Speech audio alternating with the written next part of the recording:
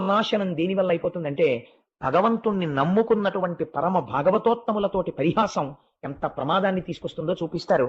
అందుకని అటువంటి ప్రమాదంతో కూడుకున్న పని చేయించారు యాదవుల చేత. ఒకానొక రోజున అసితుడు, మిత్రుడు, దుర్వాసుడు, భృగువు, అంగిరసుడు, కశ్యపుడు, వామదేవుడు, వాలకిల్యుడు, అత్రి, వశిష్ఠుడు, నారదుడు వంటి మహర్షులు ఒకరు కాదు ఇద్దరు కాదు ఒక్కొక్కడు మహాపురుషుడు, ఎవరి పేర్లు విన్నంత మాత్రం చేత పాపరాశి ధ్వంసమైపోతుందో అటువంటి మహర్షులందరూ కృష్ణ పరమాత్మ యొక్క దర్శనానికి వచ్చారు. ఇప్పుడు జరగబోయేటటువంటిది మనం మనస్సులో చాలా జాగ్రత్తగా ఒక చుక్క జారిపోకుండా పట్టుకోవలసినటువంటి సందర్భం. ఎందుకంటే అవతార పరిసమాప్తి ముందు జరిగేటటువంటి విషయాలు ఏముంటాయో అదే మొత్తం సారాంశమై ఉంటుంది. వచ్చి ఆ మహర్షులందరూ కృష్ణ భగవాను చూసి ఒక మాట అన్నారు. జనములు నిను సేవింపని దినములు వ్యర్థంబులగుచు తిరుగుచునుందున్ తనువులు నిరకడ కావట వనములలోనున్ననైన వనరుహనాభ. ఎంత గొప్ప మాట చెప్పారో చూడండి. నిన్ను సేవించనటువంటి రోజు జీవితంలో ఏది ఉన్నదో ఆ రోజు నిరర్థకమైపోయినట్టే. నేను మీకు ఒక్క విషయం విజ్ఞాపన చేస్తాను. మనం నిజంగా మనుష్య శరీరాన్ని పొందడానికి ఎన్ని కోట్ల జన్మలలో ఎన్ని కష్టాలు పడిన తరువాత ఈ స్థితికి వచ్చామో మీరు ఎప్పుడైనా జీవుని యొక్క యాత్ర గురించి చదివితే ఎంత భయమేస్తుందో నిజంగా. అయ్య బాబోయ్ ఇన్ని కష్టాలు పడ్డామా మనం అనిపిస్తుంది. శ్లేష్మ మీద వాలేటటువంటి ఈగతో మొదలుపెట్టి పాషాణము నుండి బయలుదేరి ఇన్ని కష్టాలు ఎన్ని జన్మలో, ఒక్కొక్క జన్మ ఉచ్చులో పడి మరణించే జన్మ, కొన్ని కోట్ల జన్మలు అలా వెళ్ళిపోయి ఉచ్చు పన్నుతారు. ఏదో తన భార్య కోసమో పిల్లడి కోసమో అలా పరిగెడుతుంటుంది జింక, ఓ ఉచ్చుకు తగులుకుంటుంది అంతే. అందరూ చూస్తుండగా దాని కంఠాన్ని కోసేస్తారు. కోసేస్తే చచ్చిపోతుంది. ఒక్కొక్క జన్మ కేవలం దాని దంతాలకు విలువ వస్తుందని దాన్ని పడగొట్టి దాని దంతాలు ఊడబెరికేస్తాయి. వినిపిస్తే ఆ గొర్రెలు మేకలు గడ్డి తినొస్తే సాయంకాలం ఇంటికి వచ్చాక అవి మేపేవారు, నేను వారి తప్పని కూడా నేను అంటలేదు, దాని కంఠం కింద చెయ్యి పెట్టి ఇలా ఇలా అని చూస్తారు. ఎంత బరువు ఎక్కుతోంది, ఎంత మాంసం పడుతోందని. ఆయన ఇలా అంటుంటే ఆ మేక సంతోషంగా అలా తలెత్తుతుంది. ఎంత ఔదార్యమూర్తో ఇంత గడ్డి పెట్టి ఇలా అంటున్నాడు. ఎంత బలిసింది, నాకు ఎంత మాంసం వస్తుందని ఆయన చూసుకుంటుంటాడు. ఇలా ఎన్ని జన్మలు వెళ్ళిపోయాయో, ఇన్నిసార్లు బలవన్మరణాలు, చాలా జన్మలలో ఎత్తిన ప్రతి జన్మలో భయంకరంగా చచ్చిపోవడం. ఏ జన్మలో ఈశ్వరార్చన చేసుకునేటటువంటి అవకాశము ఉండదు.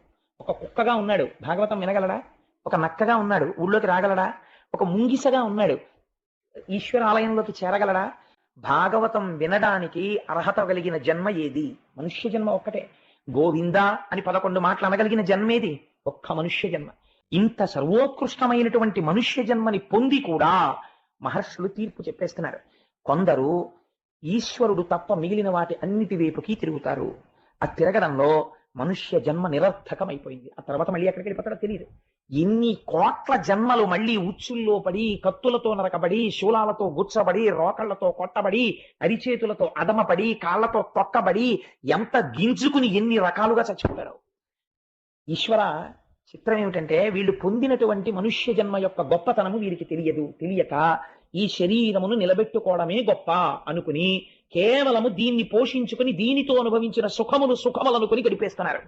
కానీ అరణ్యంలోకి వెళ్ళి దాక్కున్నా ఇది ఉండదు, ఇది దాటిపోతుంది, ఇది వెళ్ళిపోతుంది. అలాంటి శరీరమునందు మగ్నులై వెళ్ళిపోతున్నారు. ఏం అదృష్టం!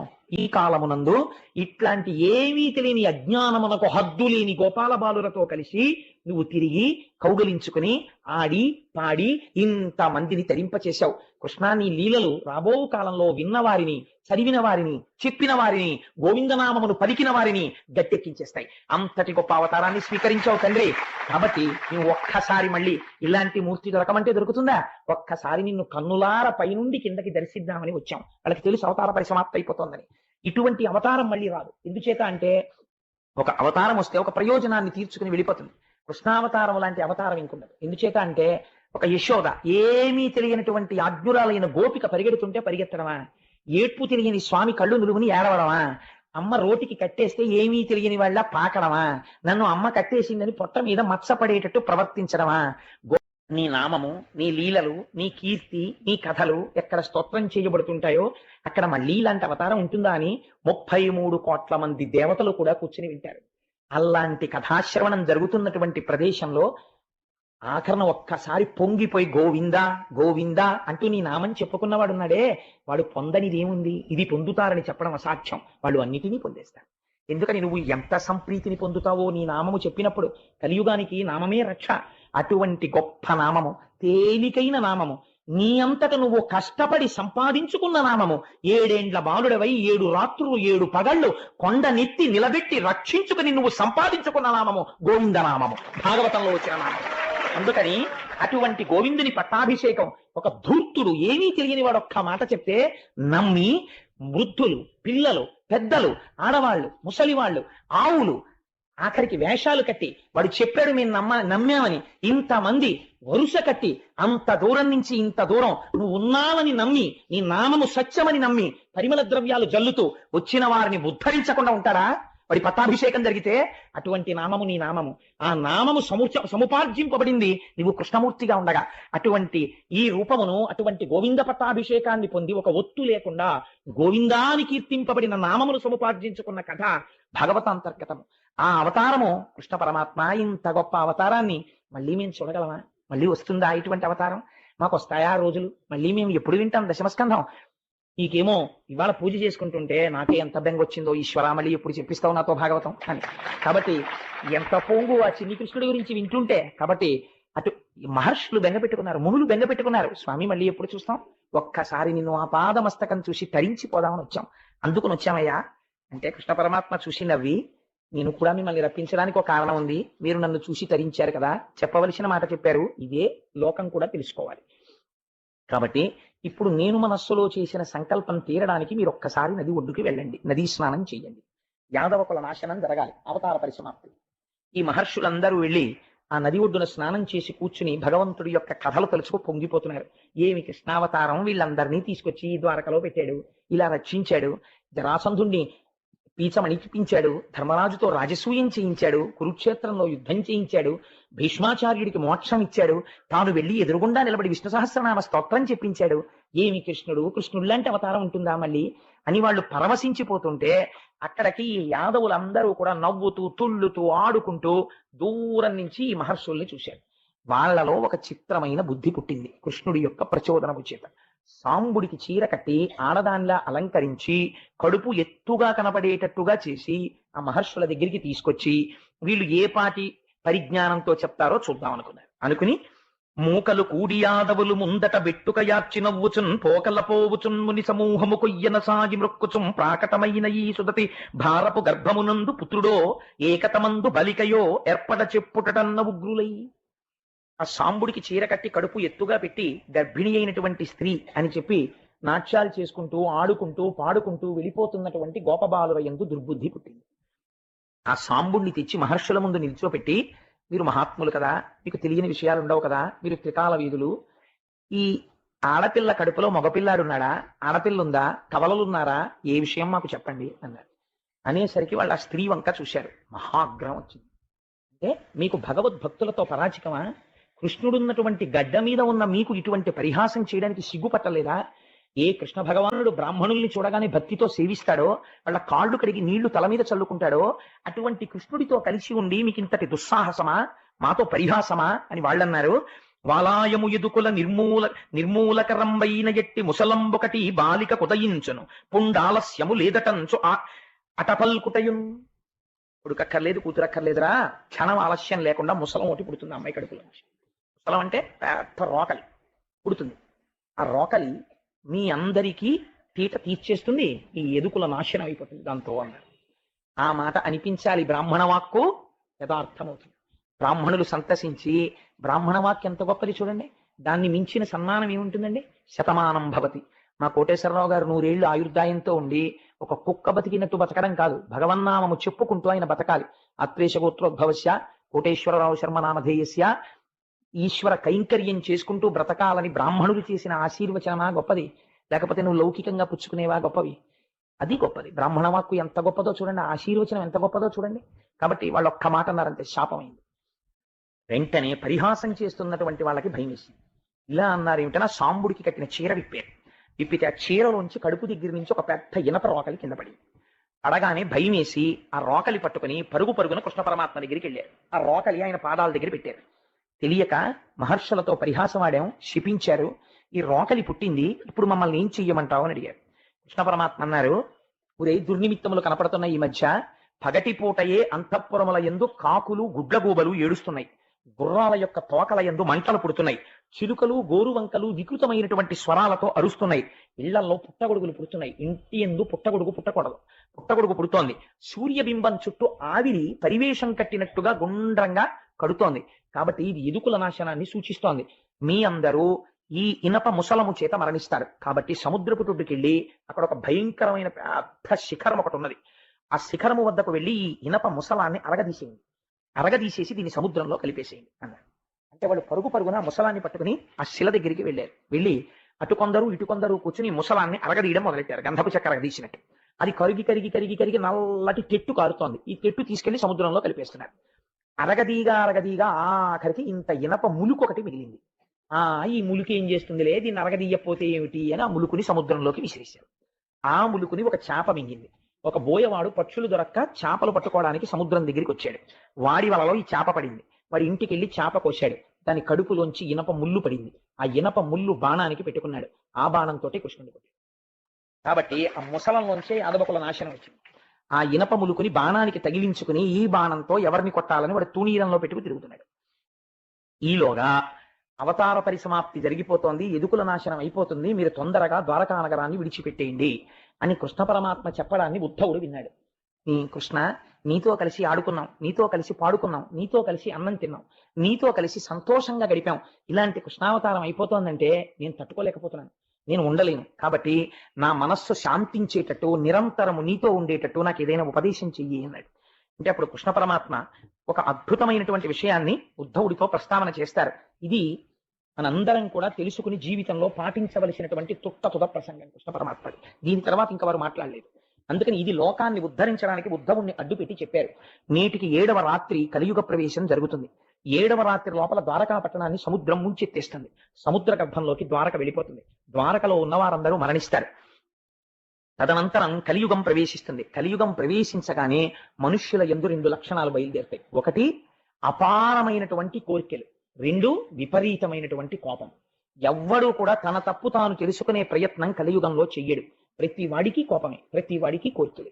కోరికల చేత, అపారమైనటువంటి కోపము చేత తమ ఆయుర్దాయాన్ని తాము తగ్గించేసుకుంటారు. కోపము చేతనే, అపారమైన కోరికల చేతను తిరగడం వల్ల వ్యాధులు వస్తాయి. ఇవాళ చాలా మంది డాక్టర్లు చెప్తుంటారు, మీరు ఇంత టెన్షన్గా తిరగడం వల్లే బీపీ వస్తుంది మీకు అంటుంటారు. నెర్వస్ టెన్షన్స్ వస్తాయి. అప్పుడే చెప్పేశాడు కృష్ణ పరమాత్మ, వీళ్ళకి వ్యాధులు పొటమరించి వీళ్ళ ఆయుర్దాయాన్ని వీళ్ళు తగ్గించేసుకుంటారు. కలియుగంలో ఉండేటటువంటి మనుష్యులకి రాను రాను రాను రాను వేదము ప్రమాణము కాదు, యజ్ఞయాగాదులు చేయకండి, వేదము చేత ప్రోక్తమైనటువంటి భగవన్మూర్తులను పూజించకండి అని చెప్పినటువంటి మాటలు బాగా రుచిస్తాయి. రుచించి కోట్ల జన్మల అదృష్టం చేత వేదము ప్రమాణమని అంగీకరించగలిగినటువంటి స్థితిలో పుట్టిన వారు కూడా వదిలిపెట్టేసుకుని తమంత తాముగా పాషండమతములను కౌగిలించుకుని అభ్యున్నతిని విడిచిపెట్టి వేరు మార్గములలో వెళ్ళిపోతారు. అల్పాయుర్దాయంతో జీవిస్తారు. పూజలు తమ మనస్సుని సంస్కరించుకోవడానికి, ఆచారములు తమంత తాము పాటించడానికి వచ్చాయి. ఒక ఉపవాసం అనేటటువంటిది తక్కువ పదార్థాన్ని తీసుకుని శరీరాన్ని నిలబెట్టుకుని మరింత పవిత్రంగా పూజ చేసుకోవడం కోసమని ఉపవాసం అన్న ఆచారం వచ్చింది. కట్టుకున్న బట్ట చెమట వాసన కొట్టి, కట్టుకున్న బట్ట అన్ని రకాలైనటువంటి సంపర్కముతో ఉన్నదైతే దాని యొక్క స్పర్శ చేత శరీరములో ఉన్న మనస్సు నిలకడ పొందవని ఆరేసిన బట్ట కట్టుకో, లేకపోతే పట్టుబట్ట కట్టుకోని శాస్త్రం నిర్దేశించింది. కానీ రాను రాను రాను రాను కలియుగంలో ఏమవుతుందంటే ఆచారాన్ని విడిచిపెట్టేయడానికి ప్రజలు ఇష్టపడతారు. ఆచారం పక్కన పెట్టేసి ఆచారము లేని పూజ చెయ్యడం ఇష్టపడతారు. ఆచారం అక్కర్లేదనేటటువంటి పూజలు ఏముంటాయో వాటి యందు మక్కువ చూపిస్తారు. వాటి వలన ప్రమాదము కొని తెచ్చుకుంటున్నామని తెలుసుకోరు. అంతఃశుద్ధి ఉండదు, చిత్తశుద్ధి ఏర్పడక ఆచారము సంప్రదాయమును విడిచిపెట్టినటువంటి పూజల యందు మక్కువ చూపించి తిరగడం ప్రారంభం చేస్తారు. అయ్యో, ఈ ఆచారం పాటించడం అనేటటువంటిది మన మనస్సుని సంస్కరిస్తుంది అని తెలుసుకోవడం మానేసి ఏ పూజ చేస్తే, ఏ రూపాన్ని ఆశ్రయిస్తే ఆచారం అక్కర్లేదని ప్రచారం ఉంటుందో అటువైపుకే తొందరగా అడుగేస్తారు. కానీ దానివల్ల తాము పొందవలసినటువంటి స్థితిని పొందలేము అని తెలుసుకోలేకపోతారు. ఇవన్నీ కృష్ణ పరమాత్మ చెప్పిన మాటలన్నీ. ఇంద్రియములకు వశులైపోతారు. ఎప్పుడూ ఇంద్రియములకు బానిసలై ఇంద్రియము చెప్పిన మాటని ఎదురు తిరిగి నేను ఎందుకు అనుభవించాలని అడిగేవాడు ఉండడు. మనస్సు కంటితో అనుభవించంటే బానిస అయి తిరుగుతాడు, చెవితో వినమంటే బానిస అయి తిరుగుతాడు. ఎందుకు అలా చేస్తామని అడిగితే అధిక్షేపిస్తాడు. ముఠాలు కడతారు, సంఘాలు కడతారు, కొట్టుకుంటారు, రాజులే ప్రజల సొమ్ము దోచుకుంటారు, ప్రజలు రాజుల మీద తిరగబడతారు. ఎవడికి యోగ్యతని బట్టి గౌరవం ఉండదు, వాడి పాండిత్యమును బట్టి గౌరవం ఉండదు, వాడి భక్తిని బట్టి గౌరవం ఉండదు. ఏ రకంగా ఆర్జించాడన్నది ప్రధానం అవదు కలియుగంలో, ఎంత ఆర్జించాడన్నది ప్రధానం. ఎవడికి ఐశ్వర్యం ఉందో వాడే పండితుడు, ఎవడికి ఐశ్వర్యం ఉన్నదో వాడే పెద్ద పెద్ద దేవస్థానాలకి ట్రస్టీ. వాడికి ఆచమనం చేయడం కూడా చేత కాకపోవచ్చు, కానీ వాడు ట్రస్టీగా ఉంటాడు. కాబట్టి పనికి మాలిన వాళ్ళు వెళ్ళి ఆలయాల నిర్వహణలో పూనుకుని ఈశ్వరుని యొక్క స్వరూపాన్ని ప్రజలకి అందించడంలో భంగపాటుకి గురైపోతారు. కాబట్టి అందరూ ఎంతసేపు గుళ్ళ చుట్టూ తిరిగే వాళ్లే కానీ అసలు కలియుగంలో వెళ్ళవలసినటువంటిది భగవంతుడి పాదములను గట్టిగా పట్టుకుని తరించిపోయినటువంటి మహాపురుషులైన వాళ్ళు ఉన్నారు. ఒక రమణ మహర్షి, ఒక రామకృష్ణ పరమహంస, అటువంటి మహాపురుషులు వెళ్ళిపోవచ్చు, కానీ వాళ్ళు తిరుగాడిన ఆశ్రమాలు ఉన్నాయి. అటువంటి ఆశ్రమాలకు వెళ్ళి మన కాళ్ళు పెట్టి తొక్కాలి, కానీ ఆశ్రమాలకు వెళ్ళరు. అటువంటి ఆశ్రమాలకు వెళ్ళి కాళ్ళు పెట్టాలి, అటువంటి మహాపురుషుల యొక్క మూర్తుల్ని సేవించాలి, కానీ అక్కడికి వెళ్ళరు. వెళ్లకుండా హీనమైనటువంటి భక్తితో కోర్కెలు తీరడానికి ఎవరిని పట్టుకుంటే సులువుగా తీరుతాయి, ఇదే ప్రశ్న అడుగుతారు. ఈశ్వరుడు ఎందు భేదం చూస్తారు. ఈ మూర్తిని పట్టుకుంటే కోరిక తీరుతుంది, ఈ మూర్తిని పూజించాలని ఆ మూర్తికి తెలిస్తే కోపం వస్తుందేమో అంటాడు, కానీ ఒక్క మూర్తియే ఇలా ఉందని తెలుసుకోరు. ఈశ్వరుడు ఎందు భేదబుద్ధి గోచరిస్తుంది. కాబట్టి ఉద్ధవ, నేను నీకు ఒక్క మాట చెప్తాను, ఈ వాక్యాన్ని నువ్వు బాగా జ్ఞాపకం పెట్టుకో. ఇదే నేను మొన్న గోవింద పట్టాభిషేకం జరుగుతుండగా నా మనసుని తొలిచేసిన వాక్యం. ఈ ప్రపంచమునందు ఉన్నదంతా డొల్లయే అని నువ్వు తెలుసుకోవడానికి నీకు ఒక గొప్ప యాసిడ్ టెస్ట్ చెప్పేస్తున్నాను. ఇంద్రియముల చేత నీకు ఏది సుఖాన్ని ఇస్తోందో అదంతా డొల్లా, అది నీ మనుష్య జన్మని పాడు చేయడానికి వచ్చిందని గుర్తుపెట్టుకో. ఎంత గొప్ప మాట చెప్పేశారో చూడండి. దీని నుంచి దాటాలని నువ్వు అనుకుంటున్నావా? నీకు నేను ఒక మాట చెప్తాను. ఇక్కడి నుంచి బదరికాశ్రమానికి వెళ్ళిపో. బదరికాశ్రమానికి వెళ్ళిపోయి కలియుగంలో నామాన్ని గట్టిగా పట్టుకోవడం నేర్చుకో. ఈశ్వర నామాన్ని విడిచిపెట్టకు. గట్టిగా భగవంతుని యొక్క నామం పట్టుకో. చాలా మంది చాలా విషయాల్ని గజిబిజి చేసేసి అనేక రకాలుగా చెప్పేస్తారు. అసలు ఏది ఏమిటో ఉద్ధవా నేను నీకు చెప్పేస్తాను. ఇవి బాగా జీవితంలో జ్ఞాపకం పెట్టుకో. ఎవరైతే ప్రయత్నపూర్వకంగా కొంతకాలం మౌనంగా ఉంటారో, చంద్రశేఖర పరమాచార్య స్వామి బయటికి వచ్చి ఒక్క మాట మాట్లాడితే లక్షల మంది అరువులు చాచేవారు. అటువంటి చంద్రశేఖర పరమాచార్య స్వామి వారు స్వయముగా బ్రహ్మమైపోయారు. వారికి పూజ ఎందుకంటే ఒరుగంటి పూజ అని ప్రతిరోజు గంట సేపు పూజ చేసేవారు. అలాగే ప్రయత్నపూర్వకంగా కొన్నాళ్ళు మౌన దీక్షలో వెళ్ళిపోయేవారు, మాట్లాడేవారు కాదు. మహాత్ములైన వాళ్ళు మనకి మార్గం చూపిస్తారు ఎలా బ్రతకాలో. కాబట్టి మౌనము, ఇంద్రియ నిగ్రహము, జపము, తపస్సు, మంత్రమును అనుష్ఠానము చేయుట, భగవన్మూర్తి ముందు కూర్చొనుట, ఈశ్వరుణ్ణి సేవించుట. ఒక సెలవు దినం వస్తే ఎలా గడపాలని కాదు, ఒక 4 గంటలో 5 గంటలో మన ఇంట్లో కాసేపు కూర్చొని భార్య భర్త కూర్చుని ఒక స్తోత్రం చేసుకుందాం, ఇలాంటి ఆలోచనలు రావు. కానీ ఎవరు వీటిని పాటించడం మొదలు పెట్టారో వాళ్ళు మెట్లు ఎక్కడం మొదలు పెట్టేస్తారు. ఉద్ధవా, జ్ఞాపకం పెట్టుకో. కాబట్టి మౌనము, జపము, తపము, నామము, పూజ ఇవి ప్రారంభించాలి. క్రమముగా దీని వలన నేనేమిస్తాను, ఇంద్రియములకు లొంగని స్థితిని ఇస్తాను. ఇంద్రియాలని బలవంతంగా తొక్కపెట్టడం వేరండి. ఎందుచేతనో తెలుసా? ఒకడు అక్కడే గోనె సంచులు ఉన్నాయి, ఆ గోనె సంచుల్ని తీస్తుంటే పాము ఇలా ఇలా వచ్చేసింది. వాడు కంగారులో ఆ పావుని దూరంగా పారేద్దామని ఇలా పట్టేసుకున్నాడు. పట్టుకోవడంలో అది కరవడానికి వీలు లేకుండా పావుని పట్టుకున్నాడు. ఇప్పుడు మీరు ఒక మాట చెప్పండి, నాకు ఇలాంటి యథార్థమైన సంఘటన ఒకటి తెలుసు, అందుకే దీన్ని ప్రయోగించాను నేను. ఈ చేత్తో పావుని పట్టుకున్నవాడు పావుని గెలిచాడా? అనుకోకుండా పావుని పట్టుకున్నాడు. పావుని పట్టుకున్నాడు. నేను మృత్యువుని గెలిచాను, పావుని గెలిచానని వాడు అనగలడా? అనలేడు. పావు తోక కింద తిరుగుతుంటుంది ఊపుతూ. వాడికి ఇప్పుడు ఈ పట్టుకున్న పావుని ఎలా విసిరేయాలో తెలియదు. ఎటు విసిరితే ఇది మళ్ళీ వస్తుందో ఏమిటో అసలు అంత ఆలోచన కూడా ఉండదు. భయపడిపోయి గజ గజ గజ గజ వణికిపోతుంటాడు. వాడు జయించాడా పావుని? పాము చేత వీడు జయింపబడచ్చా? చెప్పలే. ఇంద్రియాల్ని బలవంతంగా అణిచిపెట్టిన వాడి స్థితి అంతే. అందుకే ఇంద్రియానికి కావలసిన సుఖం వేదం ఏం చెప్పిందో ఆ సుఖమునివ్వాలి. అందుకే ఆశ్రమములన్నిటిలో నేను ఏ ఆశ్రమమునయ్యున్నానో తెలుసా? నేను గృహస్థాశ్రమమయ్యున్నాను అని చెప్పాడు కృష్ణుడు. ఎందుచేత ధర్మబద్ధమైపోయింది సుఖమంతా. ఈ ఇంద్రియములు ఏ సుఖాన్ని పొందవచ్చో ఆ సుఖమును నువ్వు హాయిగా వేదము చెప్పిన సుఖాలని అనుభవించవచ్చు. వేదం ఎలా చెప్పిందో అలా అనుభవించవచ్చు. అనుభవించి ఇది సుఖము కాదు, ఇది సుఖంలా కనపడుతోంది అంతే అని సత్యాన్ని తెలుసుకోగలవు. కాబట్టి ఇప్పుడు నీ ఇంద్రియములకు లౌల్యం ఉండదు. ఇంద్రియాలని గెలవడం అంటే ఏమిటో తెలుసా అండి? ఒక వస్తువుని చూసి ఇంద్రియంలో చాంచల్యం రాకుండా ఇలా కళ్ళు మూసేసుకుని అమ్మో నేను చూడ బాబాయ్ చూస్తే నా మనసు పాడైపోతుందని కళ్ళు మూసుకోవడం ఇంద్రియాలను గెలవడం కాదు. కళ్ళు తెరిచి ఆ వస్తువు వంక చూస్తూ మా జగన్మాత అని మీరు అన్నారు అనుకోండి. ఒక స్త్రీ, ఒక అందమైన స్త్రీ, ఎందుకు దాపరికం? నేను ఒక ఉదాహరణ చెప్పేస్తాను. ఒక అందమైన స్త్రీని అలా వెళ్ళిపోతోంది అనుకోండి, వెళ్ళిపోతుంటే వెంటనే పురుషులకు లౌల్యము కలిగింది అనుకోండి, వాడు పాపం మూట కట్టేస్తున్నాడు మనస్సు చేత. దాన్ని నివర్తయ మనోమత్త స్వజనే క్రియతాం మనః అంటుంది సీతమ్మ. ఒక్కసారి వెంటనే నా చేత రోజు పూజలు అందుకునేటటువంటి నా తల్లి పార్వతీదేవి ఇవాళ నీ కంటికి కనపడతానని జగన్మాత నడుస్తోంది. ఏమి నా అదృష్టం అన్నాడు అనుకోండి, వాడు పుణ్యం మూట కట్టేసి. అలా ఎప్పుడు అనగలడు?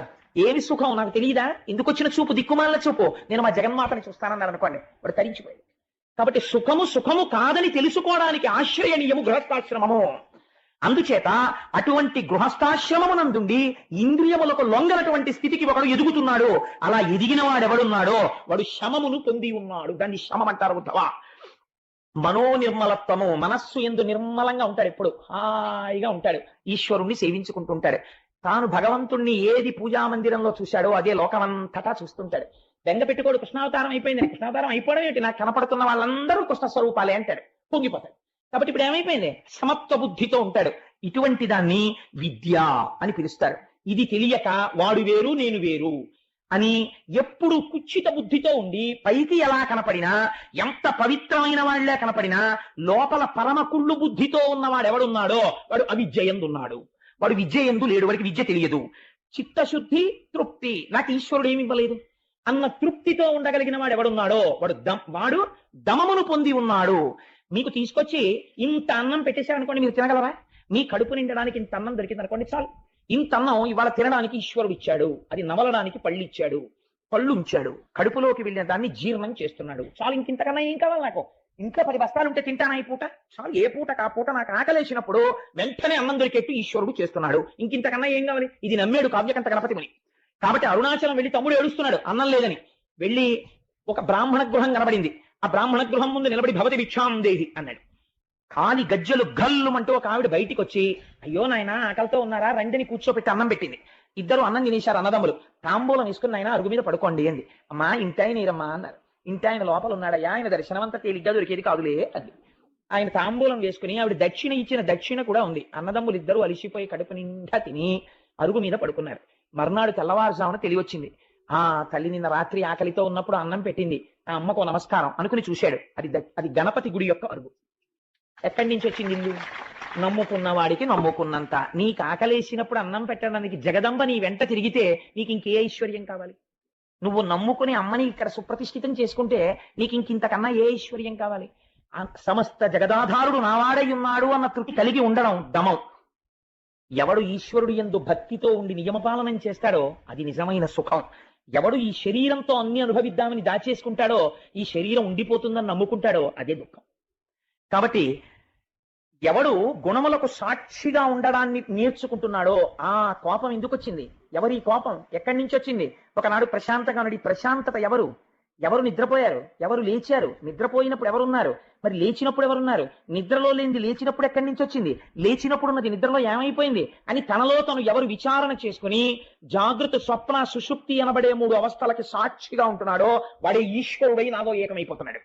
కాబట్టి ఇది తెలుసుకోవడానికి ప్రయత్నము చేయని వాడు చిల్లున్న మట్టి కుండలో నీళ్లు పోసుకుని రాత్రి తాగుదాం అనుకున్న పిచ్చివాడు. ఆయుక్షీణం అయిపోతుంది వాడికి, కళ్ళలో నీళ్లు కారిపోతున్నాయి, ఇంకా ఎప్పుడో ఏదో తెలుసుకుందాం అనుకుంటాడు.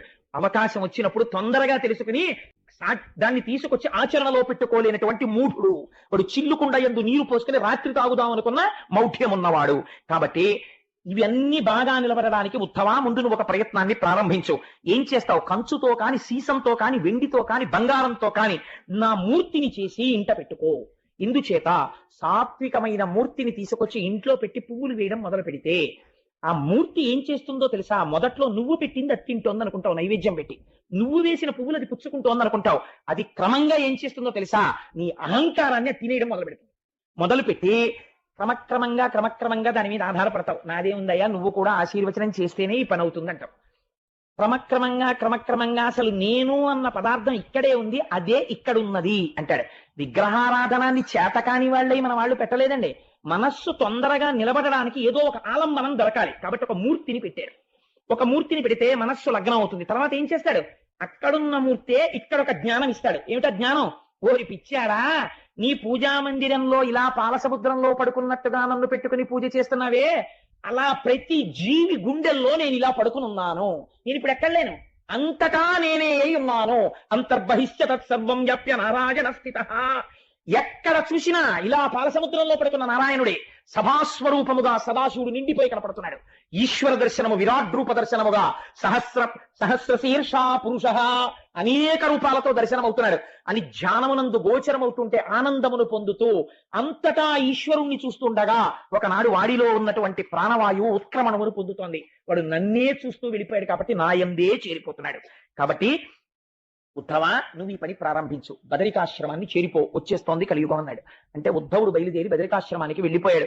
పరమాత్మ ముందు బలరాముడు నడుస్తున్నారు. బలరాముడు నడుస్తూ నడుస్తూ శరీరాన్ని వదిలిపెట్టేసి తన చైతన్యాన్ని అనంతుడిలోకి కలిపేశాడు. బలరాముడి శరీరం నేల మీద పడిపోయింది. తదనంతరము కృష్ణ పరమాత్మ ఒక పొద చాటుకు వెళ్లి నేల మీద పడుకుని మోకాలు మీద రెండవ కాలు పెట్టి ఆ పాదాన్ని ఇలా కదుపుతూ పడుకున్నారు. దూరం నుంచి ఇంతకు పూర్వం చాప కడుపులోంచి ఇనప ముళ్ళు తీసి బాణమునకు పెట్టుకున్న బోయవాడు ఆ పొదల్లోంచి చూశాడు. అది జింక యొక్క చెవి ఇలా ఇలా కదులుతున్నట్టు కనపడింది. ఈ జింక చెవి మీదకు బాణం వేస్తే తలలోకి గుచ్చుకుంటుంది అనుకున్నాడు. అనుకుని ఈ ఇనప ముళ్ళు తగిలించినటువంటి బాణము అదే యాదవకుల నాశనం కోసం వచ్చిన ముసలపు ముక్క. ఆ బాణాన్ని కృష్ణ పరమాత్మ యొక్క కాలి మీద ప్రయోగించాడు. ఏ శ్రీపాదములు గోపాల బాలురు నరణించాయో, ఈ లోకాన్నంతటిని పవిత్రం చేశాయో, స్వామి పాదచిహ్నములు ఈ నేల మీద మోపాడో, ఏ మహానుభావుడు కురుక్షేత్రంలో అర్జునుడు రథం మీద కూర్చుని గీతాపదేశం చేశాడో, ఏ పాదములను నమ్మి అర్జునుడు ధన్యుడైపోయాడో, ఏ పాదములను పట్టుకుని కొన్ని కోట్ల మంది మోక్షాన్ని పొందారో, ఆర్తితో పిలిచిన వాళ్ళ దగ్గరికి పరిగెత్తి ఏ శ్రీపాదములు దర్శనమిచ్చాయో అటువంటి బొటనవేలి దగ్గర ఆ బాణము వెళ్లి గుచ్చుకుంది. హా అని అరిచారు కృష్ణ పరమాత్మ. బోయవాడు అయ్యో మనుష్యుణ్ణి కొట్టానని పరిగెత్తాడు. కృష్ణ పరమాత్మ పడుకునున్నారు. రక్తం ధారల కింద కారిపోతుంది. అయ్యయ్యో ఎంత పొరపాటు చేశాను స్వామి, మీ పాదాన్న బాణంతో కొట్టాను, నా జన్మకి ఇంకసలు నిష్కృతి ఉన్నదా అని నేలన పడి ఏడ్చాడు. నువ్వు నిమిత్త మాత్రుడివి నాయనా, ఎవడు తప్పించలేడు. ఎంతటి వాడు కూడా ఒకసారి ఈ శరీరంతో వచ్చిన తర్వాత శరీరాన్ని వదిలిపెట్టవలసింది. నేను కూడా పెద్దల యొక్క వాక్కులు పాటించాను, అందుకని బాణం కాలికి తగిలితే విడిచిపెడుతున్నాను. లేకపోతే పరీక్షిత్ అమ్మ కడుపులో ఉండగా శుకుడు అంటాడు, నువ్వు ఏ అమ్మ కడుపులో ఉండగా బ్రహ్మశిరోనామకాస్త్రం వస్తే మీ అమ్మ కడుపులోకి వచ్చి నిన్ను రక్షించాడో వాడి కాలిపొటన వేలకి బాణం తగిలితే వాడు ప్రాణం వదులుతాడా? తన్ని తాను రక్షించుకోలేడు. వాడు నిర్ణయించుకున్నాడు అలా బాణపు దెబ్బ తిని వదులుతానని, ఒకరి మాట నిలబెట్టడానికి. ఇప్పుడు నేను అందులోకి వెళ్ళను, మళ్ళీ ఆ భారతం అందులో పెడితే అదొక కథ అయిపోతుంది. కాబట్టి ఆ బాణపు దెబ్బ చేత కృష్ణ పరమాత్మ శరీరమును వదిలిపెట్టేస్తున్నారు. పరుగు పరుగున దారుకుడు వచ్చాడు. ఏమిటి స్వామి పరిస్థితి, వీరిలా పడిపోవడమా, కృష్ణుడు శరీరం వదిలిపెట్టడమా అని. లేదు, అవతారం పరిసమాప్తం అయిపోతోంది, ఈ గుర్రములు రథము అన్ని అదృశ్యం అయిపోతాయి. ఇప్పుడు యాదవులందరూ కొద్ది క్షణాల్లో మరణించబోతున్నారని చెప్పారు. అకారణంగా ఆడుకుంటున్న యాదవుల మధ్యలో మీరు మేము రెండు పక్షాలు వేసుకుని యుద్ధం చేసుకుందాం అన్నారు. యుద్ధం చేసుకోవడం మొదలు పెట్టారు. ఒక్కొక్కళ్ళ శరీరంలో ఉన్నటువంటి శరీరాన్ని నువ్వు ముక్కలంతా ఖండించేసుకున్నారు. అలా కొట్టేసుకున్నారు.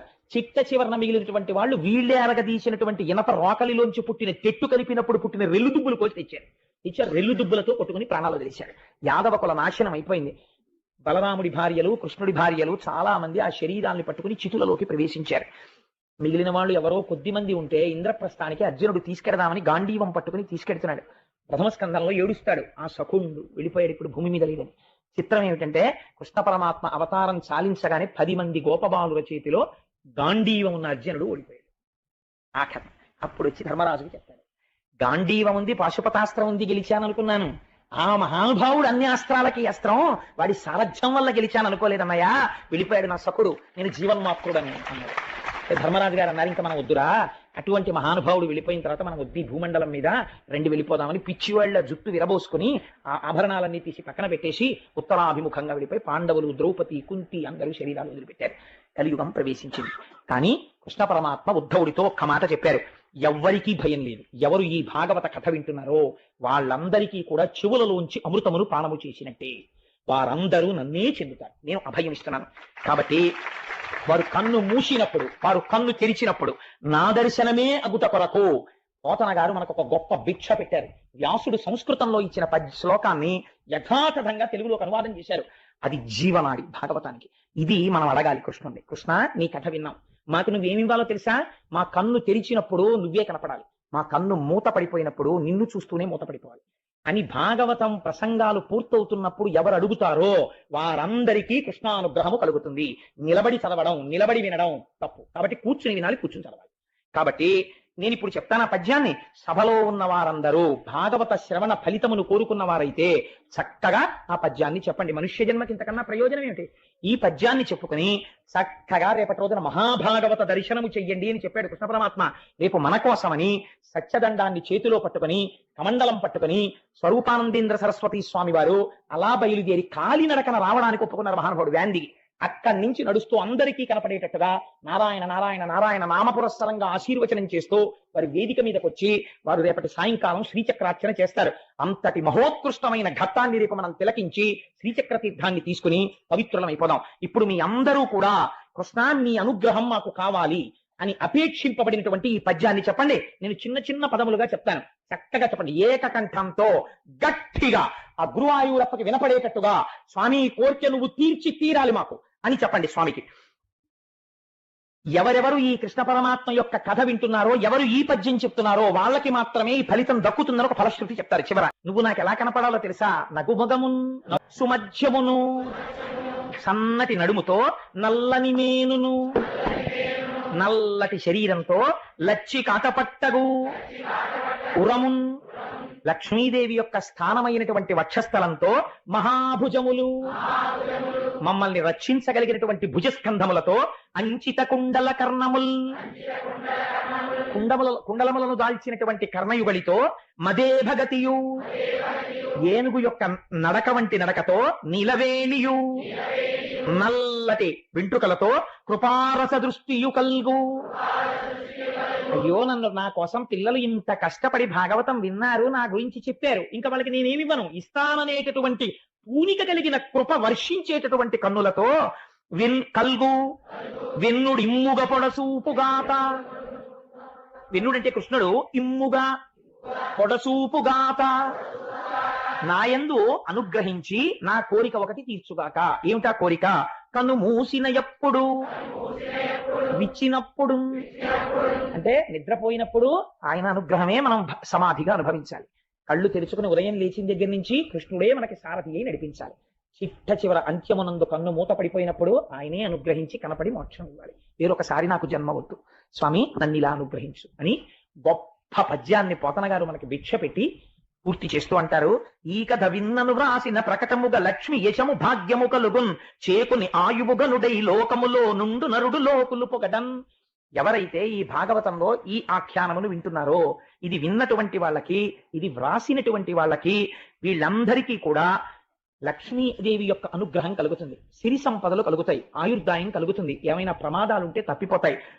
వాళ్ళ బ్రతికినటువంటి బ్రతుకు ఎలా ఉంటుందంటే, లోకంలో ఉన్న వాళ్ళందరూ ఏమి మహానుభావుడండి, ఏమి మహానుభావుడండి అని ఆయనతో సంగమును, ఆయనతో బంధుత్వాన్ని, ఆయన్ని చూడాలని, ఆయన దగ్గర వినాలని, ఆయనతో కలిసి ఉండాలని కోరుకునేటట్టుగా జన్మ సార్థకత పొంది నడుస్తుంది. అటువంటి కీర్తిని కృష్ణ పరమాత్మ కటాక్షిస్తారు అని ఒక అద్భుతమైనటువంటి ఆఖ్యానముతో వాళ్ళ ఉపన్యాసాన్ని పూర్తి చేస్తున్నాను. నీలమేఘశ్యామ గోవింద, పురాణ పురుష గోవింద, నందనందన గోవింద, పాప విమోచన గోవింద,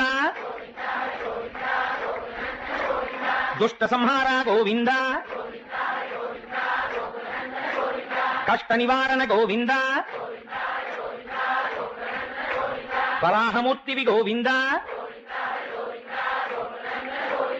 ఆపద్బంధవ గోవింద, అనాథరక్షక గోవింద,